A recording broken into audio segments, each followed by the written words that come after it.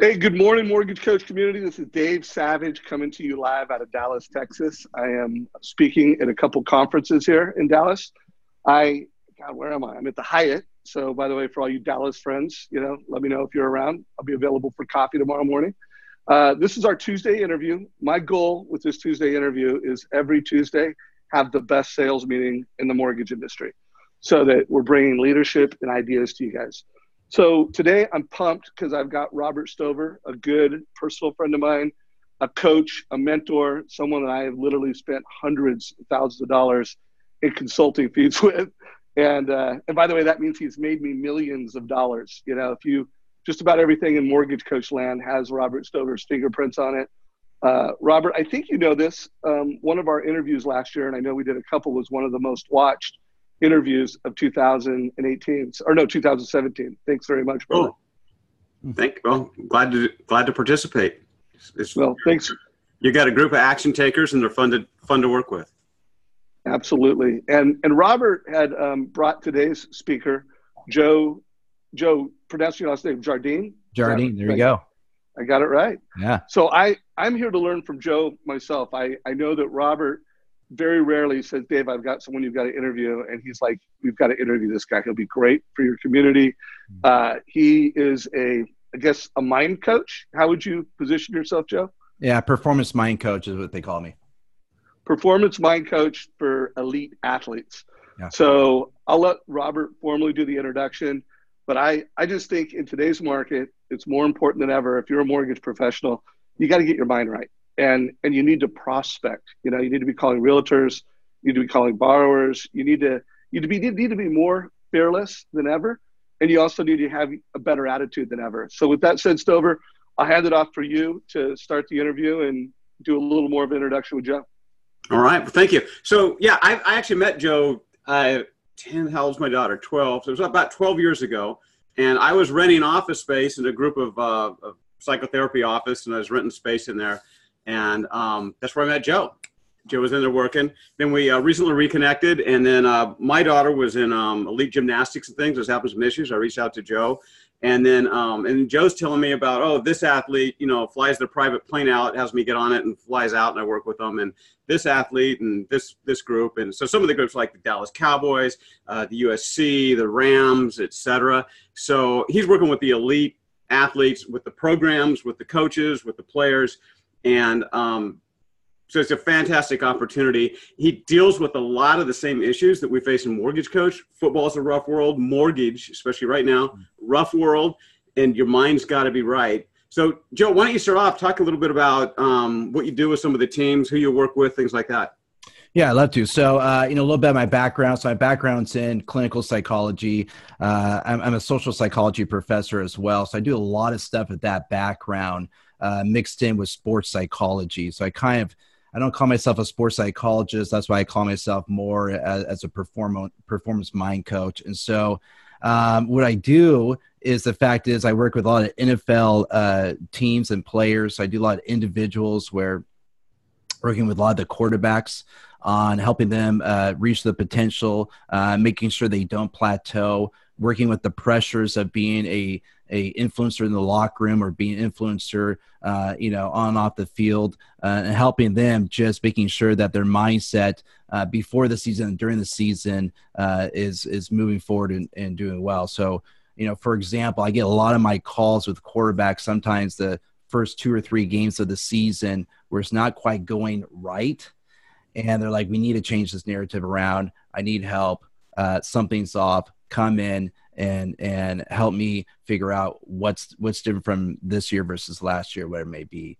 And that's usually with my individual basis where I work with quarterbacks. But then I get hired for these teams. For example, the Dallas Cowboys this past year, really just changing the narrative where I believe there were I think they're like 1-3 at one point or 1-4. I forgot. And so I got the call to come down to Dallas and just rewrite the narrative of the season and work with the coaching staff about, how do we motivate these men? They had an issue going on where they recognized when the other team would score first or, the other team, maybe has a turnover and they don't win that first drive. that they noticed right away that the players on their sideline, the defeating posture was there and that hard time coming back, right? And so they want to figure out, okay, how do we motivate these young men? And a lot of them are winners, right? Kind of from Alabama, kind of from big time programs where they're just not used to winning or used to losing. And so how do we come back from a deficit within a game? And so so I was with them for about 3/4 of the season. Also, we won our conference, which was great. And we were able to turn it around. And I think we went 4 straight games with a win. But it was just changing the narrative or changing the mindset of the team and really working on the leadership qualities of the coaches on really helping them drive young men to be great. And so I do a lot of that with teams and individuals at NFL. I do a lot of work with NCAA, football. Last year I did some work with USC. This year with Cal. Next year I'd be with UCLA. And really that's the concept of the whole team of mindset work of, okay, so, what is the deficits of our athletes' mind and their emotional self when it comes to performance? What is their tactics before a game, before a practice? What are the holes there? So my team comes in, we have actually an assessment that we give teams that really recognizes where the deficits of the players, and then we create antidotes around it through mindset coaching. And then we help the coaches say, hey, this is the mood or the narrative of the team right now based on our assessment. And this is how we would coach these kids. And this is how we would motivate these kids. And so we get hired on to really help them navigate a year, because we're getting to a point of coaching where coaching's changed so much where you just can't coach the same way anymore. And the authoritarian World War II style coaching per se just doesn't motivate young men or even women, let's say. And so we have to change that around and really be more humanistic on our style of coaching. And really the big part of the NCAA, and it's been a big issue, is there's been a 30% increase of suicide among athletes this past year.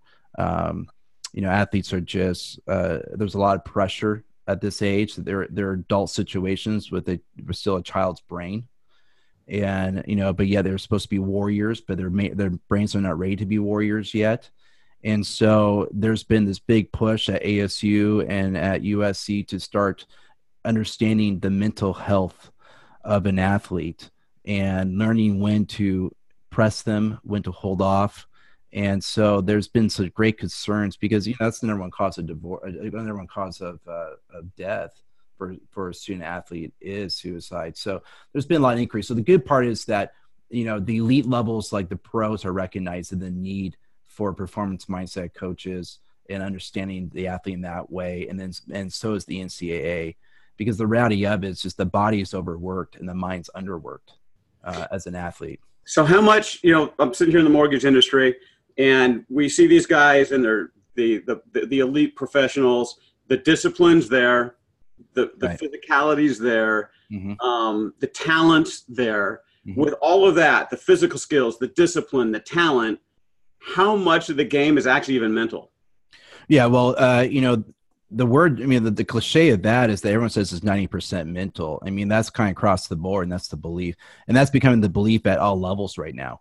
And that, being, you have the talent per se, like let's say the Cowboys, they have the talent. But the issue was that they weren't performing at the level where they should at the elite level. So, there's recognition that the mindset, the mind is a huge muscle that drives the muscle memory, that drives the aspect of the actual performance of an individual at any level, at any area in life. That includes even academics when it comes to stress or test anxiety, where it may be. And so, yeah, a large part of it, and it is well accepted that, the mind is 90% of the performance when it comes to the competition, game time. So with that in mind, we surveyed the mortgage coach users anonymously. Mm-hmm. And what came back was, what are they struggling with? What's keeping them from doing better? Did they have a bad year last year? How can they recover for this year? How do I get up again with failure and things? Mm-hmm. So they just talk about the number one issue that probably came up, and they said it in different ways. It's fear. Mm-hmm. Yeah. I've got to go out and cold call on a realtor who doesn't know me, who's working with somebody that's really good, convince them that they're mine, and combined with that's rejection. So why don't we talk about the fear thing and over getting that? I think that's like the elephant in the room that no one talks about. And I'm gonna throw in one more thing. Like with my daughter in gymnastics, they weren't allowed to use the word fear, and they couldn't say they're scared. Interesting. So they're on a beam, in front of 500 people, and they have to do a backflip on a 4-inch beam, and they're not allowed to say they're scared. And if they did, it's push-ups. And so I think that gets in business as well. Oh, let's not talk, or it's embarrassing to say, I'm kind of scared to pick up the phone. Right. So let's talk around that. Yeah, okay, so fear is an interesting emotion. Fear is tightly connected with perfectionism. It really is. You got fear, you can say I'm not a perfectionist at all, but the same part of the brain is being activated with those two emotions, right? And so, we say a lot of times, you guys probably heard this before, that, perfectionism paralyzes people's potential, right? And so does fear. It creates a hostage mentality of the mind. Right. And so, but the fear is not necessarily that bad. A little bit of fear is actually good, because fear actually can promote you to channel a certain emotion or channel yourself to actually be better or greater. And so we never avoid fear. We never avoid talking about fear. It's something that we process outwardly as a team. We process outwardly as individuals. It's something that we want to practice and we're not afraid of. And so fear is something that, in many ways that we could use. So, but the question is, what do I do with fear? Well, the thing is a lot of people, a lot of performers, they have a lot of fear because they don't know how to handle it. And so they practice kind of like how your daughter's gymnasts coaches are, what it may be, is that they're teaching them suppression. Stuff it. It's not there. Right. Mind over mood, mind over matter, mind over body. Right. Which is cute. But the reality of it, the brain doesn't work that way. And suppression is considered to be a defense mechanism that actually activates cortisol. So cortisol is the stress hormone that really does is it depletes muscle memory. So let's say, for example, you practice cell scripts, for example, and you're practicing, you dialed in, you're ready to go, but time and performance, the performance is worse than the practice. And that's because cortisol is released, right? And fear does that. So the question is, okay, how do we do that? What do we do with that per se? Well, a few things. We believe that if you don't talk it out or if you don't write it out, then you'll act it out. And so we're not afraid about talking about fear. We're not afraid about writing about fear. And so all of our athletes we work with have a mindset journal. And so the first thing we have them do is we have them write it out. Write out your fear. I want you to write out your worst case scenario. Tell me, I don't care what it is. I want you to write it out. Problem is they've been taught so much about journaling to be about thankfulness or about, the presence of who you want to be, that they are so afraid to just write it down.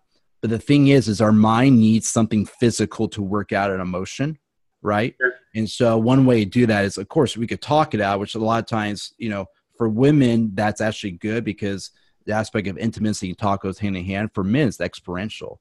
And so for a lot of men, they have to write it out as a way to create more sense of awareness or EQ, right, around the situation they're afraid of. So for athletes, we have them write out, what is their fear? What's their worst case scenario? And then we have them, and we work with them, okay, what's the antidote of that worst case scenario, right? And so the key is that we want to tell them with fear is that we don't want to replace what you don't know with what you don't know. And a lot of times fear comes from that, right? So explain that some more. Yeah. So a lot of times fear comes from a place. So let's say tomorrow I have a performance. I have a game, and my fear is for baseball right now. We're in baseball season that I'm going to strike out. Oh my gosh, what happens if I don't start? What happens if I miss a certain play? What if I miss a sign? Coach gets upset because I'm benched, right? And that's unknown. And so we would do the athlete is we'll tell them right away is, okay, we're not going to replace what you don't know with what you don't know. We're going to replace with what you do know. What you do know is that you've practiced many hours. You have been at this game many times based on our visualization techniques and rehearsal techniques that we give them, right? And so let's replace what we do know. You are prepared. It is like you to perform well in the game. It is like you to get a hit in the game. It is like you not to miss the signal, that you will get the signal, right? And so that goes back to then the writing aspect or the journal prompts of write down your I am, your I will statements, right? And the I am, I will statements will activate in you stronger muscle memory, and it will activate in you the concept of I am someone who will perform well. I am someone who will do well, right? And so when the mind and the athlete, the performer starts thinking in that way, what happens is fear starts being something that can control. You see, we believe that fear is an unexpected tool put in your life to activate greatness if you choose it to. And so how we activate that greatness is through the aspect of journaling prompts, your mindset, journaling and writing it down, but also the aspect of having someone there to process it with you, right? The understanding, is this a deeper issue? Is fear part of your life, your whole life, right? Yeah, this fascinates me because, like, I'll take my daughter as an example. If fear was ever expressed, it was rope climbs. Yeah. They had to go climb the rope 3-4 times, do push-ups. When you and I were briefing, my son was in the background, and we'll talk a little bit about how the words impact on the brain. And we mentioned the can't word. And he jumped down on the floor and he goes, oh, if I say can't, I have to do 100 push-ups. Huh. And he started pumping them out. So this is kind of fascinating. What you're talking about is radically different. What they actually admit in writing, I'm scared, before they move to the anecdote. Yes, because this is the thing is fear is actually an aspect of a wound, right? And I'm not going to get too clinical here, but it's actually an aspect of a wound. And we tell that to our athletes. And so our cliche is, per se, is either go from wounds to worry, or some athletes go from wounds to work, which is they try to work it out in the physical realm of like overdoing, like hitting over and over again or throwing over and over again, right? But we say is don't go from wounds to worry, don't go from wounds to work, but go from wounds to writing. And so you can hear this a lot with my team or with me, that we redirect everything to their mindset journal, because that's really where the mental game is really won, right? And it's kind of the whole cliche of, either you reach your goals or you stop writing it down, right? And so, we want them to journal daily in a certain way that activates, we call the low track mindset or the wisdom part of the brain, which will override fear, especially in time of competition, right? Right. So guys, I am loving this conversation. I don't think anyone I've interviewed has come in and talk about, journaling around your fears. And I've interviewed just countless of the best. And some of them have just intuitively got there, or just through Mother Nature, they have this unbeatable, unstoppable, fearless attitude. And I really do. And I would love to hear from you, Joe. I mean, I just think it's a combination of genes and their circumstance where they didn't need to, do the work to get over it. So some people just naturally do it. And then, but I also believe everybody can become that fearless warrior. And, maybe a sport. Here in this community, we're talking about prospecting, calling realtors, prospecting. But do you agree with that? Like, some people, it's just natural and it comes easy, and is it genes, or is it just their circumstance growing up? So that's my first question to you. Yeah, so there's no doubt that you have this aspect of temperament, which is totally nature, right? And so a small percentage of people, that's just by their natures, that they're type A personality type. They're the hawks in this world. They don't overthink anything. They just do it. At that point, we're all jealous of them. We're all in competition with them. And that wasn't me. And I was a college athlete. That just wasn't me, right? And to be honest with you, that's not like a lot of my quarterbacks I work with or a lot of my teams I work with. But there's those few that are out there, but they have their faults as well. And so a lot of this has to be developed. And, a lot of this has to be developed through the certain part of the brain that we call the low track mind. As psychology, we call it, you have a high track and a low track mind. And your low track mind is really where your muscle memory comes from, is where your confidence comes from. And it's really your subconscious is what the low track mind is.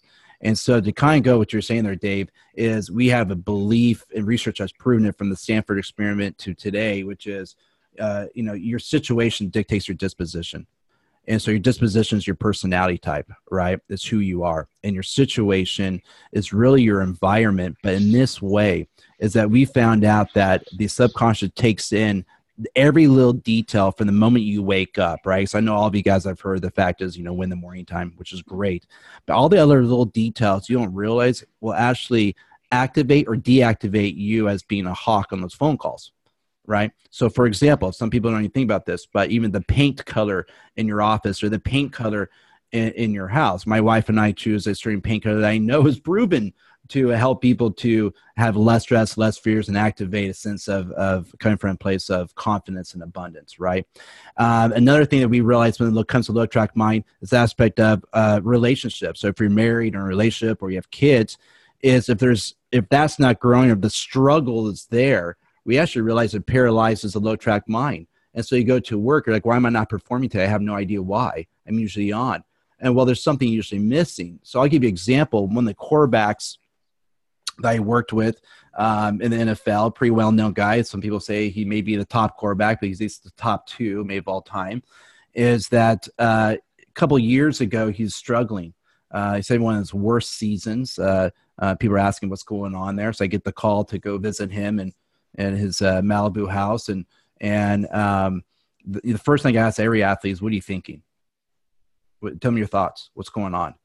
And he's like, no, I'm doing good. I just, and then he gets a text and I can tell the demeanor instantly. And he starts talking to me in ways that I realize you're not on. Who's that text from? So we started talking about his significant other, a relationship that he was having and how much that's affecting. He had no idea it was affecting his performance because it robs the low track mind from being awakened. Because it releases cortisol without him knowing it. So he's having difficulties in this relationship. Well, we cleaned up that relationship, not saying it wasn't divorced or anything like that, but we cleaned it up. We actually worked on that personal side, which awakened his muscle memory to no longer be hostage. And so he could play freely. He had no idea there is actually a correlation to his performance in his personal life. So let's fast forward to this year. This year, a lot of people don't know, but he broke a bone in his knee first game. Doesn't report it. He's in severe pain. You have a broken bone in your knee. He plays all season long. And this year, his stats, he only had a more inferior team. His stats were greater than it was last year when he had a great knee and no injuries, right? And so the concept of that is you could tell that you could play better with a broken bone than you do with a broken low track mindset or a broken relationship or a broken environment or a broken situation, right? And so part of it is that to activate that disposition, Dave, is you got to look outside of you and you got to look into the situation of the key word of how am I priming myself every day without knowing it. Something I've talked about a lot with athletes is that you have a cup and you wake up every day and your cup's empty. So how are you feeling it? How are you filling it up? Right? Is your wife filling it up? Your kids filling it up? Is your environment filling it up? The problem is a lot of people don't know how to fill up their cup. And so when they start making calls or say for my athletes start performing, they come from a place of an empty cup, from a place of emptiness versus a place of abundance. Right? And so the question is, how do I then fill up my cup? Well, there's different ways to do that, right? But the way you got to fill up your cup's got to come from a place that you have control of. And so you have control of your environment. You have authority of who you are. You have authority of how you feel. You have authority of your relationships, meaning that there's ways and tools to have great relationships that will activate you in your low track mind to perform at a very high level, right? But a lot of people come from a place of deficit, worry, fear, because they're not filling up their cup every day, which is driven by this aspect of the low track mind, which then is driven by your disposition or activates your disposition. So a long story short, yes, it's natural, but secondly, yeah, you can develop it just by understanding small things make a big difference in your personality. So two things I want to do here. So this, by the way, this is super fascinating, very unique call for our community. And I think it's super important. In today's market, there's a lot of stress around the industry. Just the thought that Amazon mortgage is coming into the space. There's more competition than ever. So loan officers are faced with that and the concern of disruption. I do think most loan officers have this confidence that, hey, if I use technology and I do the right things, I can be as successful now as ever. So they have that. Yeah. But I would say that 70 to 80% of loan officers, they don't do the activity, the prospecting activity they need to do in order to have an abundant success. And so if you could just give us the play, I know you gave us a link to get your, what was the journal you called?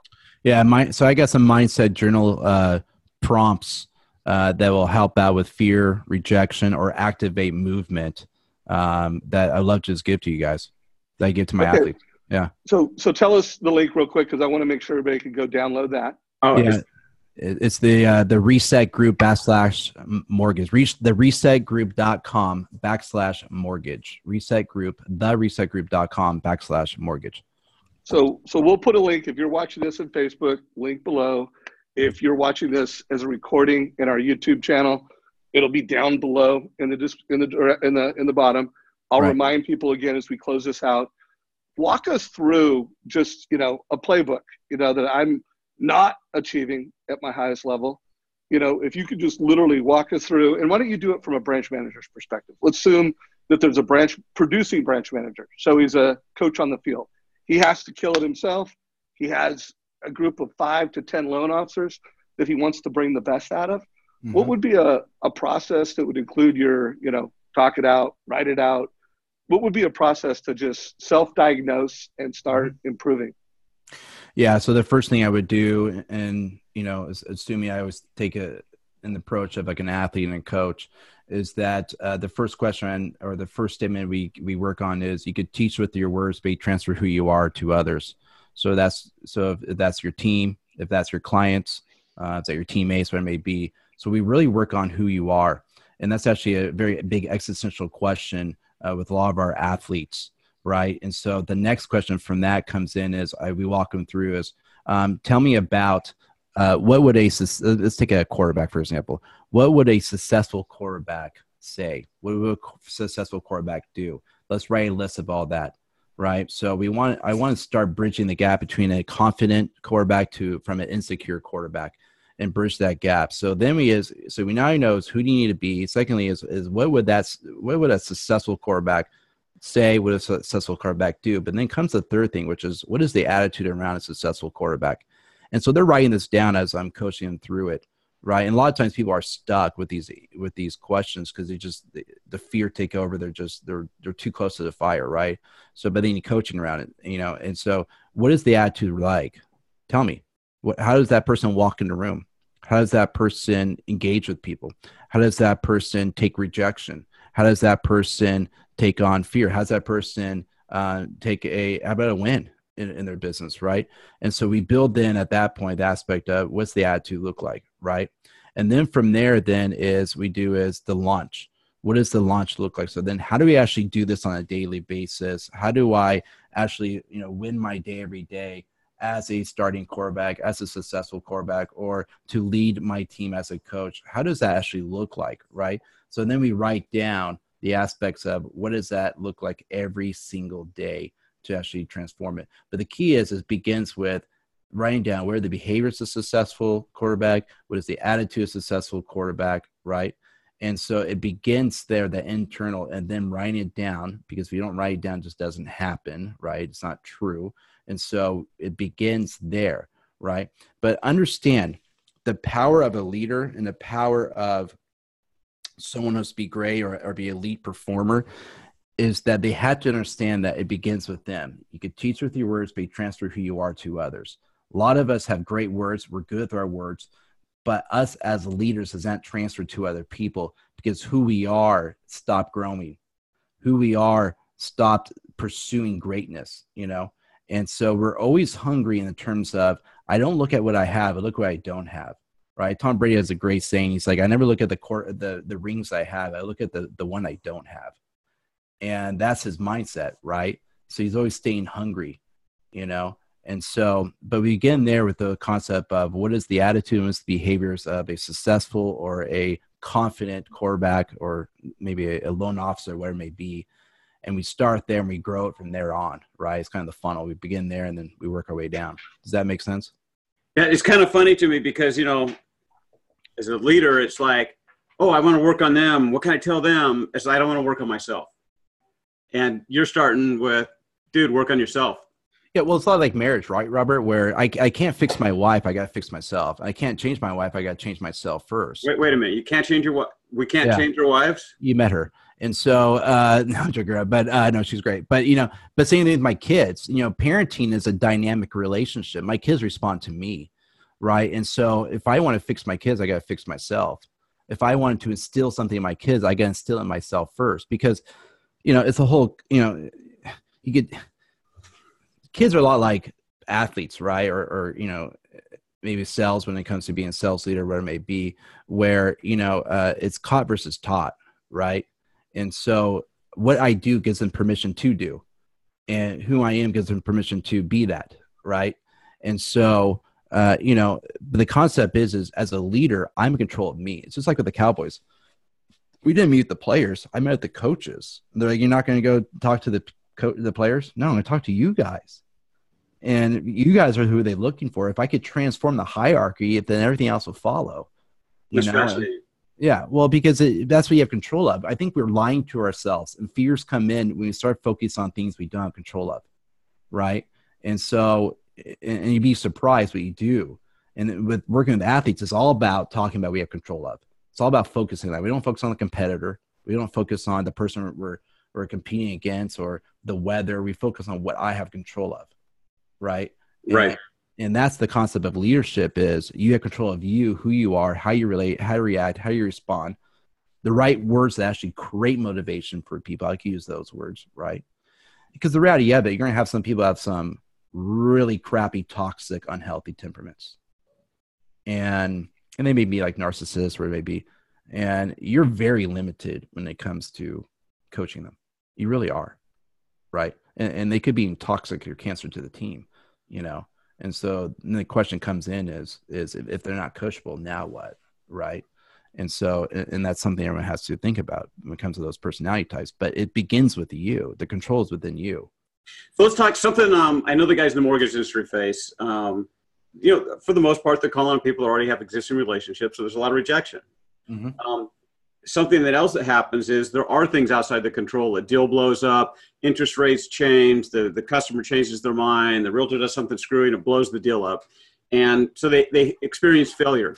And that failure may have been outside their locus of control a bit. How do you, like on one of the survey questions, how do I, after failure, after failure, after failure, how do I even keep going? How do I get back up again? Yeah, it's a great question. Okay, so rejection and failure go hand in hand, right?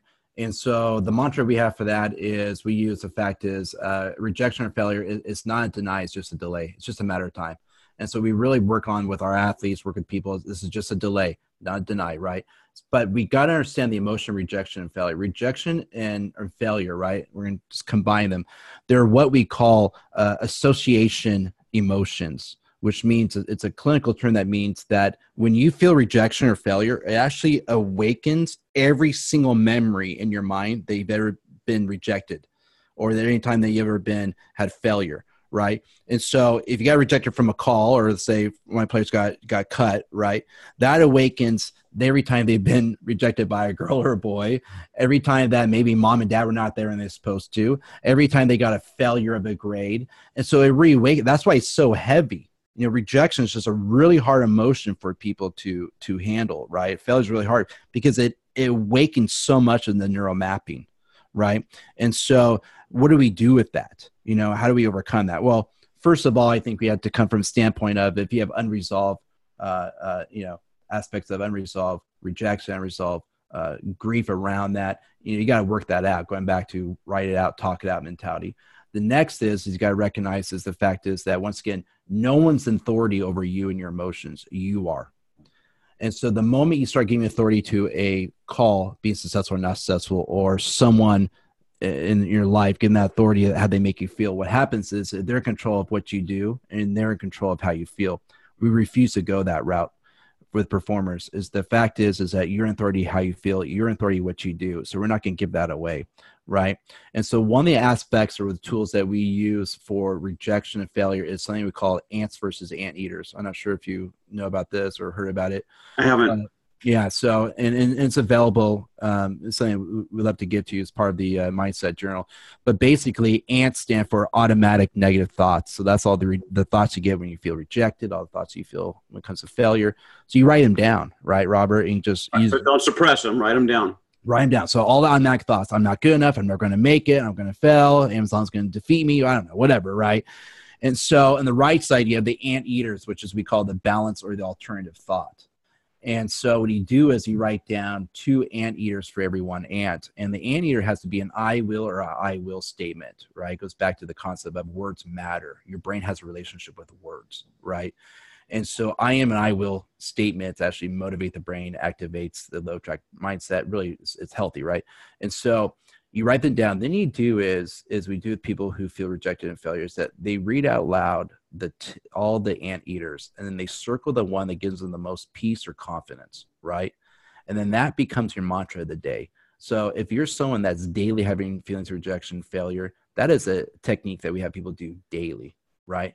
And so what we're doing is we are rewriting the neural mapping around rejection, around abandonment, around fear, right? And around failure, right? And we're teaching the mind is I will and I am. It's just like me to sell. It's just like me to recover. It is just like me to win, right? And the key part about that is that's how you channel an emotion. And that example of ant versus anteaters, that example of recognizing it's a delay, not deny, that's us channeling the emotion of rejection and failure, right?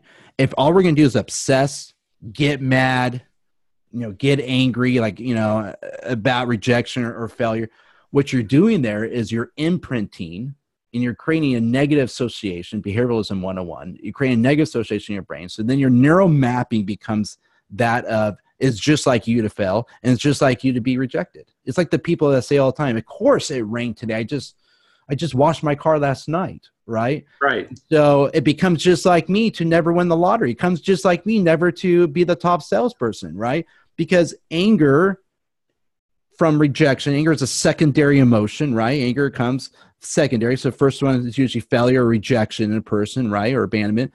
Anger comes in, mad comes in. What happens is that's just creating neural mapping of it's just like you to fail.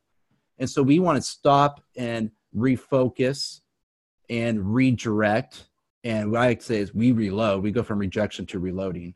And how we do that is the concept of, the mindset journals and the writing out, like you're talking about ants versus anteaters, and finding that mantra gives you that peace, that motivation, and replacing negative ants, the ants, to replace them with that mantra, that anteater, and doing that. And so what happens is we found out is through brain scans, it awakens this new relationship towards your job, towards your performance, when you start using certain words and you start using certain mantras around it. And this is nothing new, right? I mean, I think a lot of people talk about this, but we actually know that the neural mapping is so important, and how the brain reacts to rejection and failure is so important to understand that this is heavy.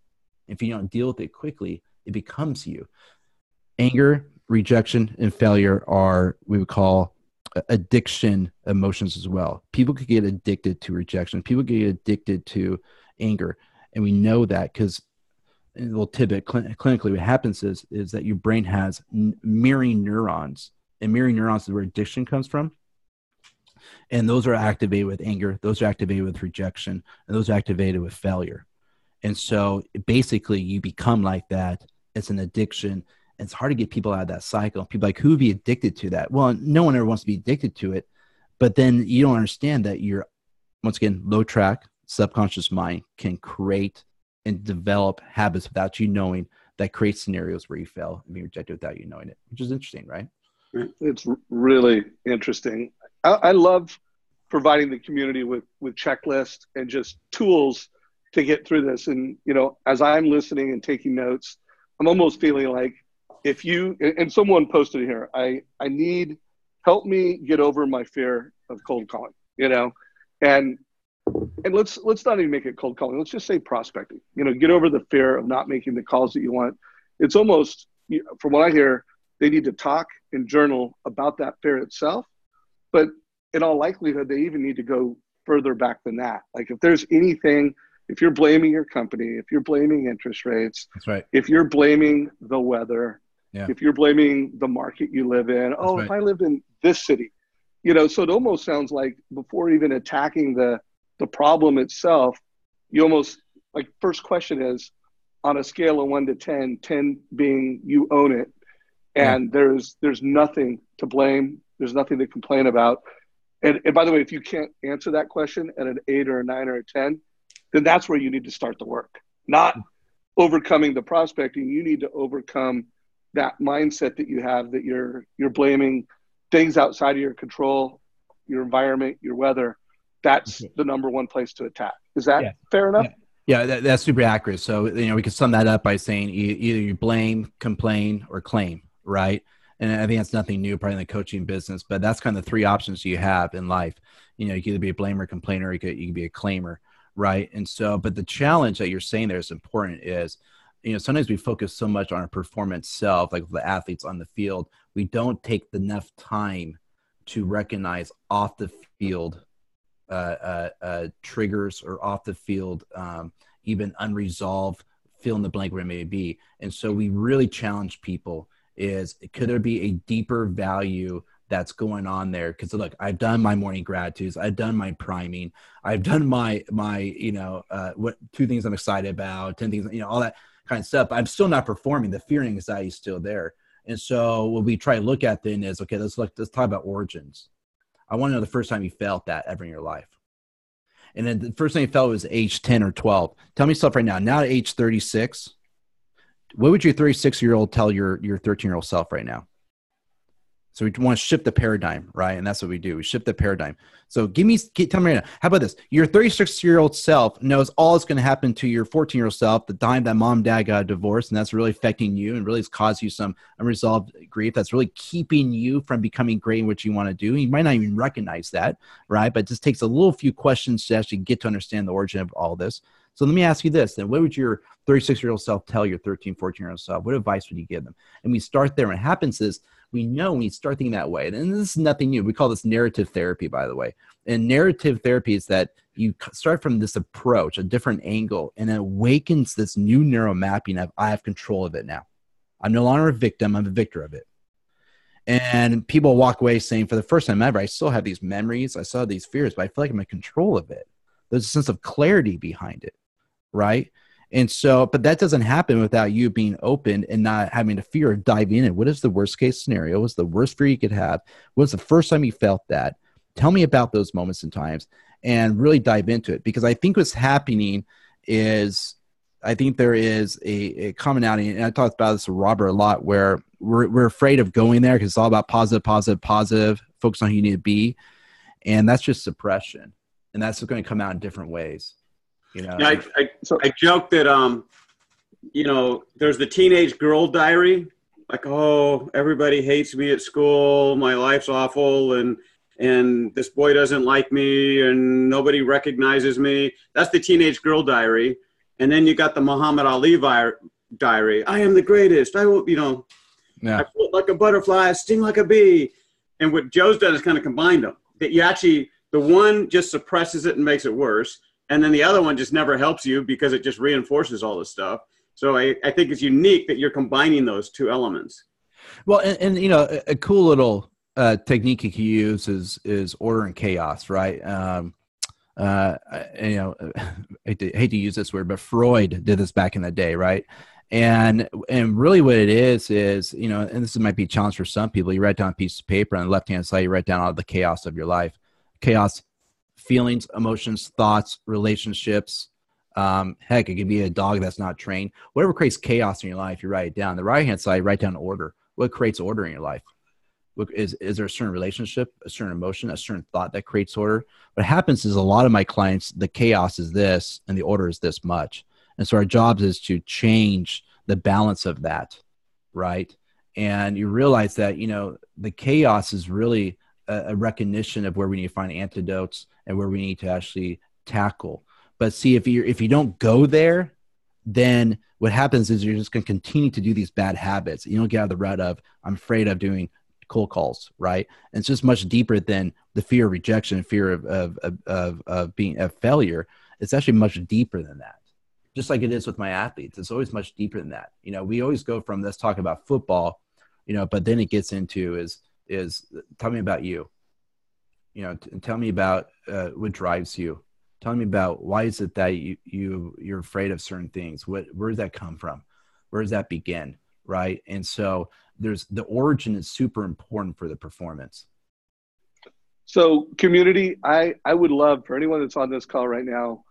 And I think the easiest way for me to ask you to comment, whether you're on Facebook and you put it in comments below, or whether you're in Zoom right now, but I would love for you to, in chat, let us know where you're at on a scale of 1 to 10, 10 being I am prospecting a couple hours a day, 10 hours a week. I'm getting after it. That's a 10.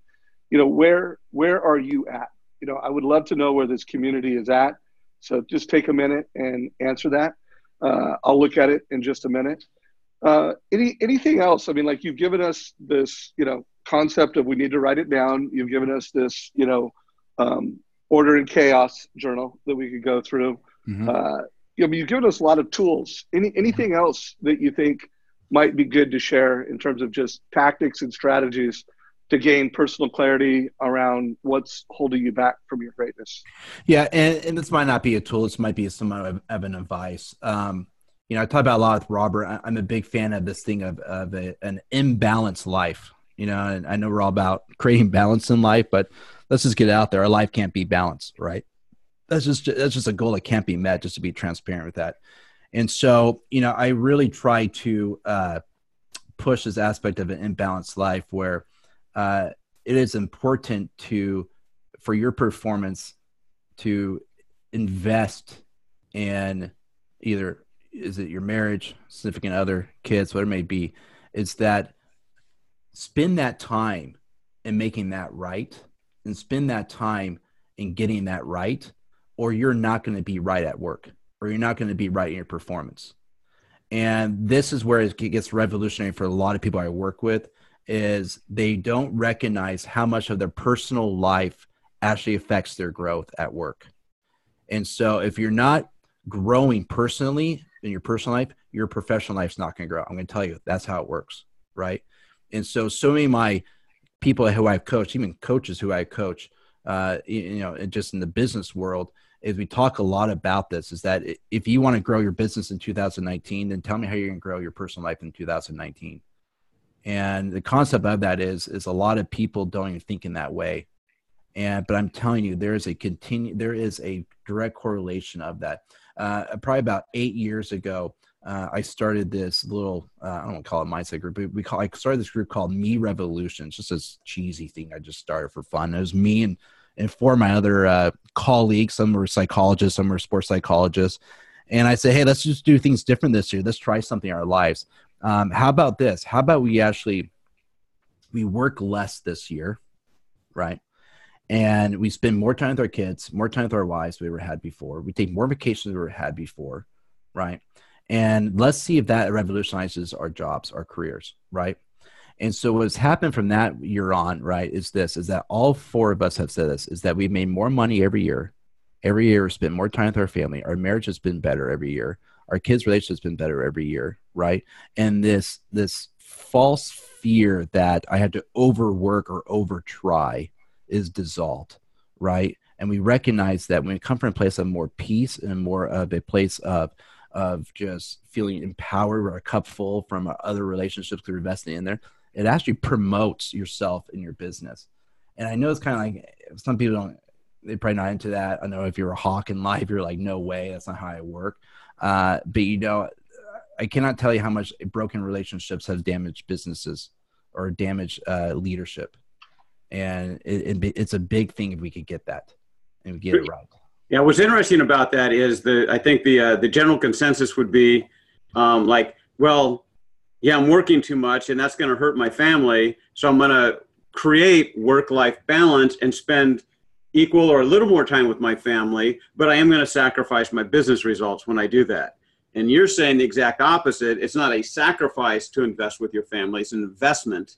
It's actually going to return bigger on the business side. 100%.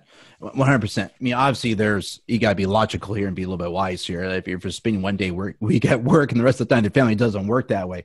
But the concept is that, a lot of us, we actually broke down quality time with our children or wives is probably 1% of our week. And, that's my challenge this year for 2019 for me is how do I increase the percentage of my time, my quality time with my family. Right. And when I started that a few years ago, this Me Revolution aspect was I looked at about 1% of my week went towards my family. Right.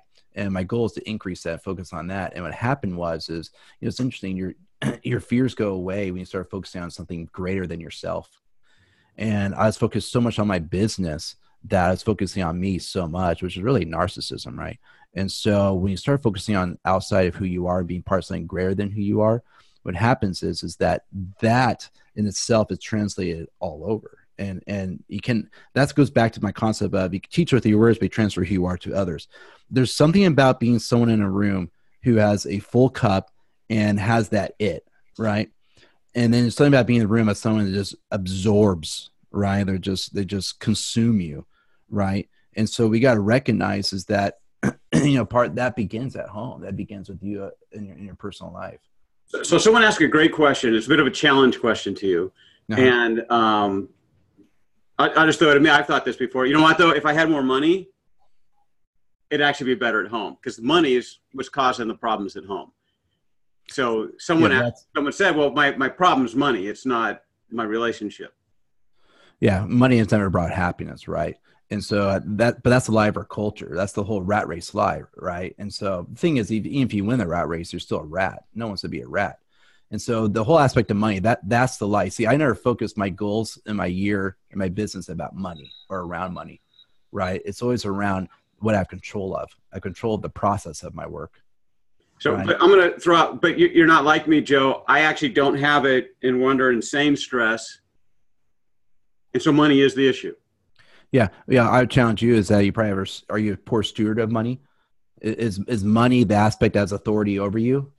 If money has authority over you, then money is going to control how you feel and it's going to control what you do. So I have a lot of money this week, so I made great deals, so I feel better about myself. And then next week I don't have a lot of deals, so I don't feel good about myself. So money has authority. What happens is then you have moodiness, right, within your job. And that causes exasperation among others, which is interesting because if you don't know this, based on the census, is that the number one cause of divorce in America is moodiness, not affairs, for the first time ever, right? And especially where we live with a 73% divorce rate, right, in Orange County, the highest among. Is it that high? Yeah, the highest among any, based on the census, but the highest among any other county in the United States, is that exasperation.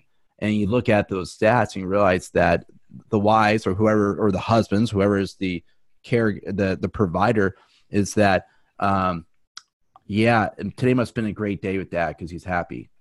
Or, the moodiness of home, depending on how is mom and dad going to come in based on work and based on their production, right? And so I really challenge even my athletes about this, about the aspect of, like you're talking about, which is money is not our God. It's not our king. We cannot give it authority. If we do, then what happens is a lot of stuff happens. Burnout, plateau. We don't go anywhere. We don't grow. Money doesn't dictate that. It's our process that dictates that. It's who we are and our relationship to it. Does that make sense, Robert? Yeah, I was gonna let me pivot real quick because you've got something great around failure recovery. In this business, in any business, you're going to screw up. Something goes wrong. You have a big failure. You lose let's say you've got 4 referral partners. You lose one of them because something screwed up. You've lost a fourth of your income. You're in a failure. And I know for me, it's like, oh, crud, I should have done this. If this hadn't happened, this and then the other. Start ruminating on that failure. You've got a whole different process for walking people out of that. I think it was like 3 steps. Yeah, it's our, we call it, learn, adjust, launch. And so it's basically 3 categories or 3 steps. I won't get too much detail about it because it's pretty easy to explain. But how to do it could be on an individual basis. It's depend on what's going on. Like how can it work? But for example, let's say I lost I don't know, like you said, an account or something like that, right? So the question we asked is this: the first step is this: what'd you learn? What'd you learn? What'd you learn about the client? What'd you learn about your phone call? What'd you learn about you? What'd you learn about you and the client emotionally? What'd you learn about you and your client behaviorally? What'd you learn about you and the client when it comes to timing, right? We actually break it down, right? So we actually break down to the detail of it. So what'd you learn, right? Secondly is adjustments. So what is the adjustments I need to make? Right? What's the adjustment I need to make within myself? All adjustments have to be something you have control over, right? It can't be nothing about the client. It's all about you. What you learn about yourself when it comes to your words, when it comes to your emotions, when it comes to your behavior, when it comes to your to your timing, right? When it comes to your priming of self. As we go through the detail of that, right? And that's why it's easier when you have a person in front of you that can dissect it and whiteboard it out, right? And then thirdly is the launch, right? Which is like the solution focused statement is, okay, how do we deal with this? What does it look like to put it in practice? How can we do it starting today, tonight, or tomorrow, right? And so we go through these three categories, and it's our way to refocus and focus on who we need to be and who we will be and who we are going to be, right? Versus just sitting into the muck of crap. Man, I'm so sorry I lost that. I'm sorry. And this concept of, the fact that you lose an account or you lose money, right? First of all, it's not avoid. The fact is it sucks. It hurts. You should be bummed. You should be sad, right? You should be disappointed. Those are all great emotions for us to channel, right? If you don't feel those ways, yeah, you're in the wrong game. So we're not going to hide from those emotions. Yes, we'll empathize. We get it. Those are good emotions. Now let's channel it, right? And so let's not focus on the fact that what I could have done. Let's focus on what we can do and we will do. Awesome. So Joe, we are getting to the top of the hour. Anybody who wants to connect with you, and also if you could remind them how to sign up to get your journal again, just remind everybody the best way to connect if they want to, connect with you for their kids, if they want to connect with you and follow up afterwards. What's the best way to do that? Yeah, email's best. You can email me at joe@theresetgroup.com, Joe, Joe, at theresetgroup.com. So we've had some, I think on the website at theresetgroup.com/mortgage, I think we're offering some journaling prompts or mindset journaling prompts, a few of them there that we'd love to give to you guys. And then I think secondly, I gave you the steps of how to change your mindset, how to reset your mindset. And so I think if I remember correctly, that's going to be on there as well. And we're willing to give both. So whatever you guys need, we're here for you guys. Well, hey man, I truly appreciate you taking time to bring this value to today's call. Robert, thank you for introducing me to Joe and doing just a fantastic interview. As we wrap this up, Joe, if you just had some parting words of wisdom, what would be that final thought for everybody on today's call? Yeah, here it is. I'll keep it simple. In your life as an individual and as a professional, your goal is to go from monologue to dialogue in life. And too many of us, we're stuck in the monologue, and we can't help you when you're in the monologue. And that is you having the negative, poor self-talk, or that may look like as an individual. But we really want to push the dialogue. And that goes back to is a dialogue with others, your coach, dialogue with your boss, what it may be, or dialogue with your mindset journal. And so, you want to get one thing from this in life, go from monologue to dialogue. Because once you're in the monologue, you're in your mind. You get it too existential. It's hard to get out of it. That is awesome. So community, I am here to help you guys take it to the next level, make 2019 your best year ever. And there's no doubt there are three things that you need to be successful in this industry. And one of those is, prospecting activity. You need to get out. You need to get after it. You need to talk to people. The best of the best are doing that 2 hours a day, 10 hours a week. And if you're new to the mortgage business, double that. They're delivering advice. They're becoming advisors. So they're not just quoting rates, selling mortgages. They're asking people, what are your goals? What are your dreams? And then they're delivering a total cost analysis. So they're delivering advice. And by the way, they're also creating personal brands. That means creating videos, using social media, putting yourself out there. It takes a lot of courage. It takes you to build up these skills. So everything that Joe's talking about, I really think is essential to the three fundamentals of success in the mortgage business today. Stover, you get the last words. Any wrap-up thoughts from you, Mr. Coach Robert Stover? Yeah, it's a tough one. If you're going to put me on the spot. So it's not going to come out nice. So I've got a book on warfare, and one of the goals in warfare is to paralyze the mind of the general. And in their terminology, for example, the army is the general's sword, right? That's my army. If I can paralyze the enemy with fear, uncertainty, doubt, the general's mind, they said it's like a bullet in the brain and the sword falls harmless from his hand. That's how important the mind is to your guys' success. So I really want you to reach out to theresetgroup.com/mortgage. get Joe's tools, work on these. I'm going to go back on the last thing, just on failure recovery that he worked on, and I'm going to write those things out. That was just awesome stuff. So your mind's that important. Let's get the general activated and bold and brave and courageous. So Stover, love that. And by the way, maybe you and I should collaborate and write a LinkedIn article around today's conversation. Just making sure we really break this down, put it on LinkedIn. Joe, if you want, we'll have you collaborate and proof it, make sure we got it right. Sounds and good. If you guys got value from today's call and you're watching the recording, give us a like, let Joe know, let me know, value, liked it, and then share it with your mortgage friends. If you're a manager or a leader and you have someone on your team or you have multiple people on your team that could use this, let's do a branch manager. Let's not call it a therapy session. Let's talk about elite performance. Let's have a meeting where we talk about elite performance and use this call as your guide to get your team synced up, performing at high levels. This call is a wrap. Take care, everybody. And thank you for those who attended. And Joe and Robert, thanks for the time to come in here and lead, brothers. Thanks, Joe. Thanks, Dave. Take care, Appreciate it. everybody. Have a good one.